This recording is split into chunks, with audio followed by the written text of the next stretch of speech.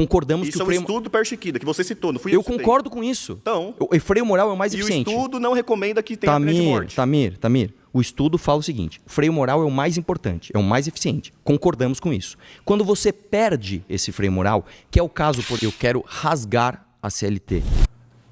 Vamos lá. A CLT ela tem 922 artigos. Esses artigos, essas leis, regulam a relação de emprego no Brasil. Qual especificamente você quer acabar e por quê? Vamos lá. Na verdade, eu acho que a CLT ela tem um espírito errado. O espírito da CLT ela veio no início do século XX, você sabe, de uma forma que hoje é completamente arcaica. Nós não trabalhamos mais numa sociedade, infelizmente, né, industrializada. E hoje as relações de trabalho elas são muito engessadas para a realidade que a gente tem hoje. Então, eu diria para você o seguinte: a gente tem que rasgar a CLT e entender como que hoje, no século XXI, as relações de trabalho são feitas. Eu diria que eu poderia começar com uma provocação para você, que eu já vi você falando, por exemplo, de FGTS. Né? Você diz muito que o FGTS ele é importante porque nenhum país se desenvolve sem poupança. Concordo com você, apesar de achar que o FGTS é a pior poupança que pode existir. Primeiro que ela é compulsória, sai do bolso do trabalhador, né? Não sai do empregado. E segundo que ela é muito engessada, ela é simplesmente para habitação.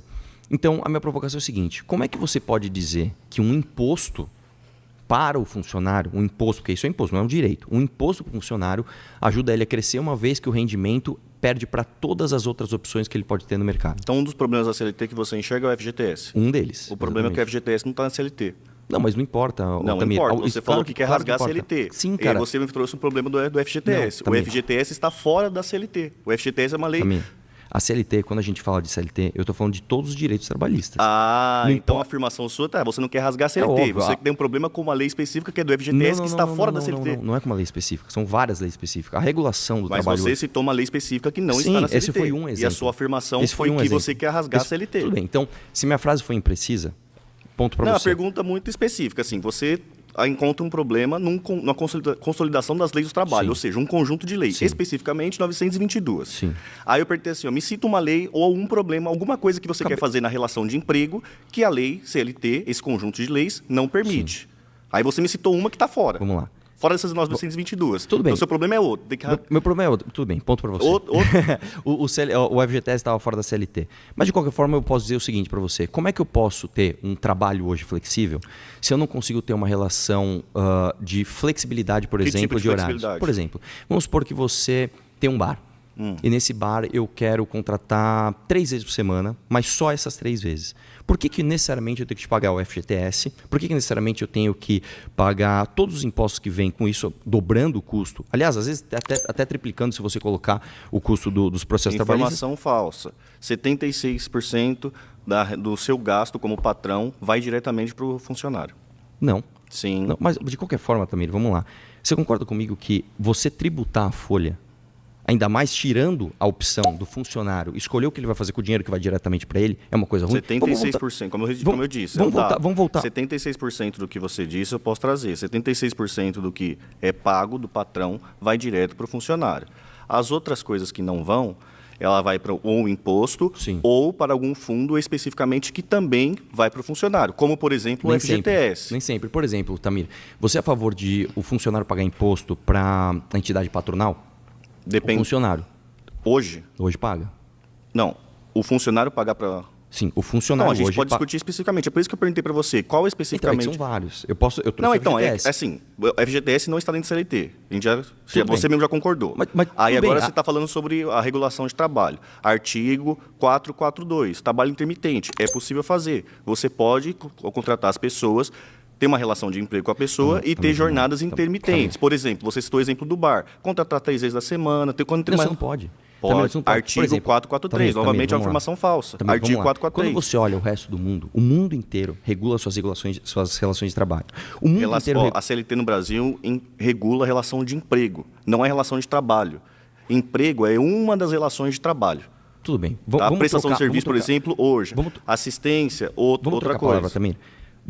A CLT hoje, ela regula as relações de emprego. Isso. Como é que hoje eu, por exemplo, posso contratar uma pessoa que seja, por exemplo, um técnico de TI, sem que ele caia na CLT e sem cair na pejotização? Não tem como, cara. O cara, às vezes, ele precisa fazer uma manutenção, por exemplo, domingo de manhã. É que você está misturando as coisas. Calma aí, é que você fez a afirmação que você quer acabar com a CLT. Sim. A CLT, ela regula a relação de emprego. O PJ, ele é um prestador de serviço, é uma Sim. pessoa jurídica prestando serviço para uma outra jurídica. Por que Essa é que uma existe outra isso? relação de Por trabalho. que existe isso? Porque é uma outra relação de trabalho. Por que existe essa outra se a CLT não abarca ele? Porque a Porque uma CLT é ruim. sociedade. Não, a sociedade existe, toda sociedade existe diversos tipos de relação de trabalho. Diversos tipos. Por exemplo, uma relação de trabalho pode ser uma relação societária. Também é Sim. uma relação de trabalho. Uma relação cooperativa. Também é uma relação de trabalho. Tamir, vamos lá. Eu já vi você falando em vários vídeos seus que as pessoas estão se pejotizando. Isso é uma coisa negativa. E isso é mesmo. No mundo inteiro, o mundo não vai para a pejotização. O mundo inteiro prefere relações de trabalho que sejam relações de emprego. O fato é o seguinte, por que aqui no Brasil você tem uma extrema pejotização? Porque as pessoas querem fugir da CLT. Não tem extrema. 35% das pessoas estão embaixo de relação de emprego pelo amor de Deus. e 7% é em relação de pejotização. Nós estamos numa crescente de pejotização que nenhum Eu lugar do mundo concordo, mas a tem. gente pode E discutir outra sobre coisa, isso. É que assim, vamos e lá. outra coisa, a maior parte das pessoas hoje está na informalidade. Por que as pessoas estão na informalidade? Justamente por isso. Vamos lá, então. Você tem algumas características de emprego. Você tem a relação de PJ, que é uma relação de prestação de serviço. Você considera essa relação boa? Legalizado depende do contexto. Legalizado, a gente pode discutir sobre isso. Legalizado. Você tem uma relação de emprego formal, que é regido pela CLT. Você tem uma outra relação que é os empregos não formalizados, que são os informais. Um cara autônomo, coisa do tipo, que não está formalizado, mas trabalha por conta. E você tem os trabalhadores que têm relação de emprego, mas não estão formalizados, não estão na CLT, que é como você quer, correto? Não, calma. Justamente o contrário. Eu quero que as pessoas sejam mais formais. Eu quero que as pessoas estejam dentro do trabalho formal. O problema é que hoje a formalidade do jeito que ela está, ela expulsa as pessoas. Isso é um fato. Isso não sou eu. Antes de fazer o juízo de valor sobre se isso é bom ou é ruim, existe um dado aqui. O dado é, hoje as pessoas estão indo para a informalidade. E essa está numa crescente. Esse dado está numa crescente. Isso é um fato. Vamos fazer um juízo de valor a partir desse fato. Vamos qualificar o Se debate. a formalidade é boa, por que as pessoas estão fugindo dela? Então, tenho duas características nesse ponto. Um estudo da FGV, publicado há pouco tempo pelo professor Nelson Marconi, ele fez essa segregação e viu sobre a questão do salário. Aí eu vou fazer uma pergunta bem direta para você. Você acha no Brasil que a mão de obra, via de regra, ela é qualificada ou ela não é tão qualificada? Ela é desqualificada, com Ela certeza. é desqualificada, Sim. concordamos nesse ponto, Sim. correto? O que esse estudo constatou? Quando você tem uma relação de PJ, geralmente você tem um alto nível de qualificação. Sim. E nesse alto nível de qualificação, acaba acontecendo um processo de demanda. Ou seja, as empresas precisam desses profissionais qualificados, porém tem uma quantidade menor de profissionais Não qualificados. é só isso, Tamir. Não, isso é um estudo dizendo, não sou eu falando. Não é só isso. Quando você vai contratar um profissional qualificado, o peso da CLT ou o peso das relações de emprego, use o termo que você quiser, são tão pesados que você expulsa essa pessoa Exatamente, de lá. mas é o que eu estou querendo explicar para você. O estudo mostra justamente o contrário. O que ele mostra? Que as pessoas estão indo para a CLT? Não, vou explicar para você. O pessoal que vai para a pejotização tem uma característica específica, que é o quê? Mais qualificação. Alta qualificação, então tem muita pessoa procurando esse tipo de trabalho e poucas pessoas para fazer esse tipo de trabalho. Sim. Por isso que, mesmo sem a regulação, as pessoas, esses profissionais qualificados, eles conseguem, através dessa força de demanda, negociar os preços de situações melhores que não desencadeia em vulnerabilidade. Entendi. Tamir, vamos lá. O que você está me vamos dizendo concluir o estudo. Vamos concluir o estudo. O segundo grupo mais bem remunerado são as pessoas que têm uma relação de emprego debaixo da CLT. Depois vem o quê? Justamente o que você está pedindo, que é o quê? As pessoas que não estão sobre regulação de CLT, mas estão com uma relação de emprego. Esse grupo recebe menos. Mas também você não está entendendo. Eu não quero empurrar as pessoas para a informalidade. O meu argumento é o contrário. A informalidade hoje é uma... Você foi votado. Ai, caramba. Puta. A minha segunda afirmação é que hoje não dá para acabar com a escala 6x1. Aê. Vamos lá. Arthur, Diga. setores da economia brasileira mais produtivo. Sim. Tá bom? Setor extração mineral. Não trabalha em escala 6x1. Sim. Setor manufatura e média de alta tecnologia. Não trabalha em escala 6x1. Sim. Telecomunicações, mídias. Não trabalha em 6x1. Finanças. Não trabalha em 6x1. Técnico de serviço de informação. Não trabalha em 6x1. Atividade de ciências técnicas. Não trabalha em 6x1. Todos esses setores que eu falei aqui... O que eles têm em comum todos? Todos eles têm um dobro de média de rentabilidade da economia. Ou seja, Outra eles são coisa muito que eles têm em comum. Calma, deixa eu só concluir meu Eu vou raciocínio. te falar o que eles têm como. Só Eles são concluir meu setores de raciocínio. alto valor tecnológico agregado, é isso? Exatamente. O que eu estou querendo dizer para você? Esses setores que são altamente produtivos, eles não trabalham na escala 6x1. Sim. Ele está mostrando exatamente o oposto que você está defendendo. Não. Complexidade está diretamente ligado, ó, é contra a escala 6x1. Não, calma. Tamir, Isso é uma é o que eu estou evidência. falando até agora. Eu estou falando o seguinte, você não vai conseguir reduzir a escala 6x1 se você não aumentar a complexidade de trabalho. Então você está falando para mim que vem antes, é isso? O quê? Primeiro você aumenta a complexidade, depois você reduz a jornada? Óbvio. Mas o exemplo do Brasil é o contrário. O quê? A jornada foi reduzida de 12, Não, calma, Tamir. deixa eu Você explicar. reduziu a jornada e você industrializou o Brasil. Isso, então Óbvio. lógico, o exemplo empírico do Brasil mostra. A gente reduziu a jornada e depois a gente cresceu produtivamente. Então vamos lá. Não aconteceu vamos isso? Vamos lá. Você Esse não é concorda? o exemplo histórico? Calma. Você concorda comigo que hoje, para você industrializar o Brasil, você precisa de alguns anos? Concorda? Sim, eu tô falando para você No que me- produtividade calma. não tem a ver com jornada Não, de vamos lá. trabalho. Vamos lá. Eu proibi hoje escala 6x1. Ah. O que vai acontecer imediatamente? Os pequenos ou vão quebrar ou vão aumentar o valor dos preços dos seus produtos Não imediatamente. necessariamente. Sim, até Não que você necessariamente. tenha um avanço tecnológico. Não Para que... necessariamente. Claro que sim, não, porque Tamir. como eu expliquei para você, os setores, como você mesmo já disse na sua frase, Sim. os setores mais produtivos, eles necessitam de tecnologia. Sim. Então eles são coisas desassociadas. Um mercadinho, ele nunca vai ser altamente produtivo. É outro tipo de emprego. Tamir, deixa eu te falar uma coisa. Se você tem um ambiente onde você tem complexidade tecnológica, onde você tem bons empregos, o emprego de baixo também passa a ser mais demandado e você começa a render mais. É o que eu acabei de dar o exemplo do cabeleireiro. O cabeleireiro aqui ou na Alemanha, ele vai cortar o mesmo cabelo. Só que na Alemanha, por ter indústria automobilística, o teu próprio parceiro falou, isso. você consegue pagar mais para ele. Então o que eu quero falar... desassociado. Não. Tá desassociado. O cabeleireiro lá, Tamir, ele tem a mesma é o produtividade. Contrário. Não, Tamir, não Tamir, contrário. Vamos Tamir. lá, Arthur. Você tá Por falando que, pra que mim ele o tem? seguinte, Por que, que vamos ele ganha pegar mais na Alemanha? Porque ele está no ambiente mais tecnológico. Ponto. É isso, Então mais produtivo. nós temos que fazer Não o porque ele Brasil está na jornada ser- 6x1. Eu não falei isso. Não, é isso que eu tô falando, tá desassociado. Não, eu comecei É exatamente isso, você está se contradizendo, tá Não, desassociado. Tamir, eu comecei a minha frase falando o seguinte, o embate aqui. Horas trabalhadas não significam produtividade. Pronto.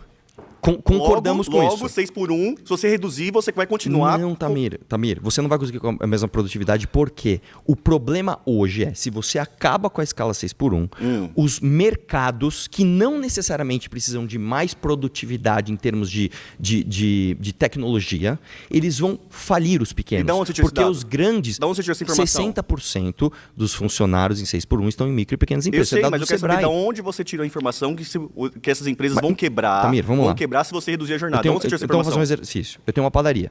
Eu ganho R$5.000 por mês de lucro de padaria. Não, a padaria não ganha isso. Mas enfim... Esse é outro dado do Sebrae, esse é outro dado do Sebrae, cara. O empreendedor hoje no Brasil ele ganha R$3.000 em média. Você joga uma informação... Não, calma aí, você falou da É um padaria exercício, específica. um O exercício. Sebrae está falando o seguinte, micro, pequenos negócios, a média é R$5.000, é isso? O empreendedor Qual no que é o Brasil, dado? Explica o dado pra mim. o empreendedor no Brasil ganha em média R$3.000 por mês. Isso é dado do Sebrae. Você tem um CNPJ, sim. em média você Então não ganha é a padaria, é R$3.000. o empreendedor.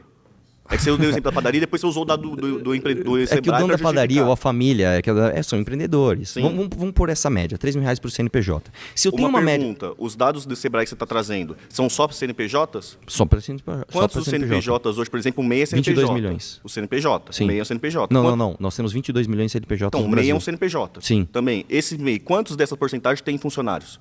O MEI é muito pouco. O microempresa individual é muito pouco. Então, e o ME é muito pouco. então, peraí. Aliás, desculpa, o MEI é muito pouco. Só que então- o ME e o EPP Então, abarcam esses. quantos por cento Quem é está no isso? Simples hoje? Quantos por- 60%. Não, 60% do CNPJ são MEIs e ME? Não, Tamir, vamos lá. Vai lá.